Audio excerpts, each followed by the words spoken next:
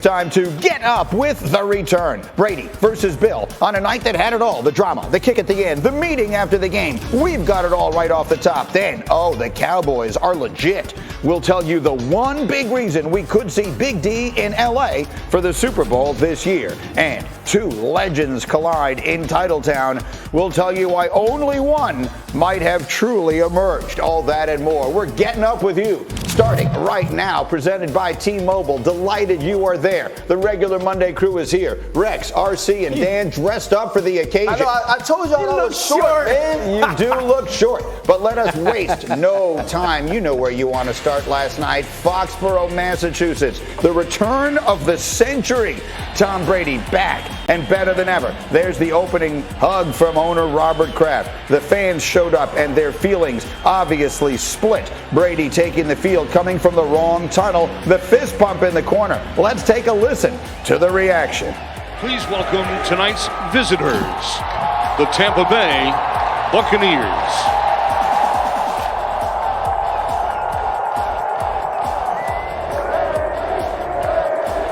The Brady chants were there, and the man to whom he will forever be linked, Bill Belichick, was waiting for him. Middle of the first quarter, Dan, as if all that wasn't enough. In the first quarter, he breaks the all-time passing record on this play. The play action fake, and he's going to find the crossing route by Mike Evans, something Tom Brady's notorious for. A little bit of a hold-up in that zone coverage. Beautiful throw by 12. Breaks the record, which had been held by Drew Brees, who, as it turns out, was in attendance working the game for NBC. Okay, second quarter. Bucks up 3-0, second and 7 Patriots. How about Mac Jones?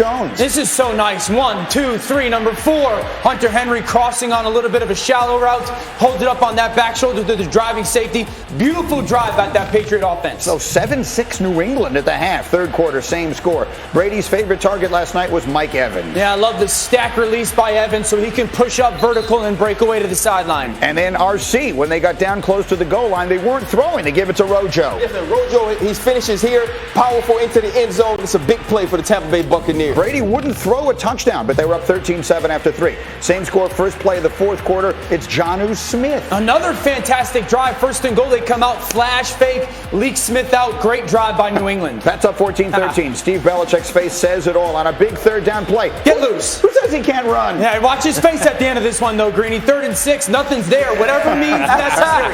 He knows how big of a run that was. And then, Rex, you faced Bill Belichick in some big games. He's always got a trick up his sleeve. Always does, and this is a great one right here, man. He's got the quarterback blocking here, puts it on there. A lot of his receivers can throw the ball. Great pass right there. Nelson Aguilar, a 30-yard gain. Patriots a field goal. They're up 17-16. Ensuing Brady drive. 2 cracks for Antonio Brown in the end zone. Yeah, well, AB's got his eyes up, looking for the ball kind of to extend him to that back pylon. Miscommunication. And then the 3rd and 8. This is an absolute perfect throw by Tom Brady. And we've seen AB make this catch hundreds of times. Just out of his reach to go make that catch. Got to settle for the field goal.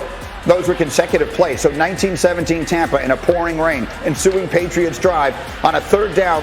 Mac Jones knocked down by Get his hands Davis. down! 56-yard field goal attempt. Dan, was it the right thing to try and kick it here? Yeah, absolutely. RC. I agree. 100%. Okay, everyone agrees with Belichick's decision. This is Nick Folk, who's made big kicks in his career from 56 yards away. Oh. It would have been good from 55. It stoinks off the left upright, and that's all she wrote. You see the faces. You see the expression. You understand the drama, the moment after the game. And Brady, as he's done more times than ever in that building, emerges victorious with his family in attendance. Let's hear from the Stars. It was just some emotional moments thinking about coming up here and playing. And again, I know why it's tough to come in here and win a game. All these years. This team does a great job. They make you earn it. They're not going to win every game, but it's a tough football environment. The crowd's into it. I'm really happy we got to win. What was the experience like going? We went against Tom Brady every day in practice defensively. So it's not like we've never seen Tom Brady before. They're a good football team. He's a great quarterback. I think that's all goes without saying. Well, certainly for him it goes without saying. Yes, it does. Others might have said a little more. But if we sit back on a night that I think was surprising, like all the different ways we saw this game going, and maybe the rain played a role in this did not seem the way most people saw it. It's 1917, but what is the single biggest takeaway, Ryan? That I saw a ton of 12 jerseys in New England, and there should have been more hoodies because Bill Belichick was at his absolute best last night. And all week we talk about what the buildup would be, who would kind of have the inside edge from the knowledge that these two men shared every Tuesday morning in their meeting. But I thought Bill Belichick was amazing. I thought J.C. Jackson did an amazing job on Mike Evans. I thought that they had a great rush and coverage combination, and they also fooled Tom Brady. They made Tom Brady guess or figure out what the defense was in his drop. And so for Bill Belichick to come with, to me, what we said all week was a roster that wasn't as good as the Tampa Bay Buccaneers, was a team that would lose this game for sure. He gave this team an opportunity because of the way he game planned, because of the way he schemed, and the type of calls they made defensively. Okay, and so Rex, take us inside that. No one understands defense or Bill better than you do. What specifically did he do? Well, it starts with knowing the fact that Tom Brady pre-snap will run tells. So if he'll run motion shifts, all that to get tells of what you're in. All right. Most teams give you tells. Belichick gave you lies. And then in post-snap, that's when he got to what his picture was. So he presents a way different look and then changes it on you. And then he milks him down as the clock goes down. He gets back into the defense he wants to. Dan's going to talk about that later. And to me, that's what it was about. So was I surprised? I wasn't surprised. I know, look, you don't think he's going to bed with a pad. He's sleeping in bed. Okay, get up. I'm going to put this in. I'm going to put that in. And look, I'll be honest with you. I recognize some of those fronts. To say what exactly? No, I mean, come on. It's a Rex Ryan type we've stuff seen going some on. of that stuff, absolutely. And it's called a 3-2 bug front that we used to call it. And it gets you to count them, 5-0 protections or whatever. That's the advanced class. I get it. But then it allows you to, so many different combinations in coverages and all that. Always change the picture. Before Dan goes, though, I thought something that Bill Belichick said in the post-game press conference was telling. He said, we saw Tom Brady every day. Yeah. So many times when you play Tom Brady, if you don't get to see it every day, you can walk onto the field enamored and understanding what type of thing you're facing. Bill Belichick wasn't. It's not enough. Not enough. No. I mean, at the end of the day, that's why last night for me was fitting. Because Tom Brady, it was vintage Tom Brady. Vintage Tiger Woods, so to speak. Whatever it takes to win. And that's the greatest situational football player ever was in those situations at his best. Second half comes out, leads a drive.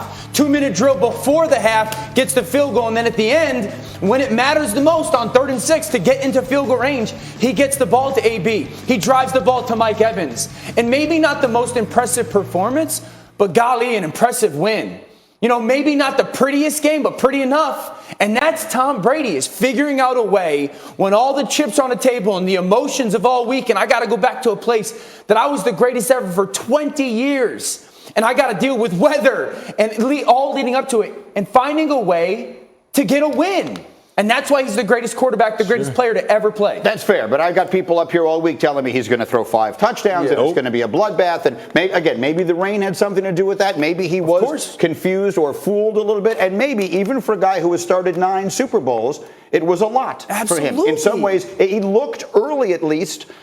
Rattled is too strong a word. He looked uncomfortable in a way that he doesn't even typically in the biggest of games in Super Bowls. Did he look uncomfortable? No, absolutely. But he needed time to figure it out. Yeah. He knew it was going to be a challenge. Maybe the rest of the country didn't, but I certainly knew it was going to be a challenge. And Brady knew it was. Right from jump. And so, look, but can I say this? Yes. Did every single person in the world wanted to see Nick Folk make that kick? Yeah, just to see so Brady can come back Right. with 50 seconds left and let's see what he could have done. But to me, that's why I'm disappointed in the game. No, I wasn't disappointed in the game. It went exactly how I thought it would. So it leaves us, and we will have all morning long to dive into this and all the great action from yesterday. But I feel like it leaves us with 2 big questions. I'll start with you. Having seen what we've seen last night, the Patriots are 1-3. They've lost 3 home games. Are they a playoff team this year? No, they're not. They're not a playoff team. They're a team that can fight, right? They're a team that's going to contend. They're a team that's going to compete. But when you look at the AFC, they just aren't good enough. You agree? Yeah, I agree that they're not a playoff team right now. However, they're going to get better defensively when Stephon Gilmore comes back, and that defense is going to be legit. Yeah, I think they're a playoff team still. I think that their offensive line can only get better. Trent Brown is going to get healthy. Mac Jones was fantastic last night. Stephon Gilmore coming back's a big deal. I'm not taking New England out of the picture. No. And there was elements of last night that feel a little bit to me like a moral victory. I know we don't accept those here, but I said the same thing about Dallas after their first game. This team was there to the final kick last night. The flip side, are the Buccaneers a Super Bowl team? As constructed, absolutely not. This team, with the type of injuries they have, with the roster that they're playing with right now, this team, to me, can't contend with the Cardinals, with the Rams, and even with the Dallas Cowboys when you get into a playoff situation. Yeah, no, right now they're not a Super Bowl contender. However, when they get all their pieces back in the back end, then obviously I think they'll have a chance. They got Tom Brady playing quarterback? Yes, they do. They're a Super Bowl contender. So everything about Tom Brady is peachy this morning. Too bad he can't play they did corner. enough to win. Oh, Tom Brady. That's not the way it works. We've seen it for 20 years. But Tom Brady even said it's not 20 years of history. It's about now. They were good enough to go on the road and win a game in terrible conditions against the greatest defensive mind ever. That their secondary is decimated with injury. That's debatable. You know who else was? You know who else was? Jameis Winston. You're going to tell me that Jameis Winston too. You're going to count him out? You're going to count him out? No. Okay. No one's counting him out.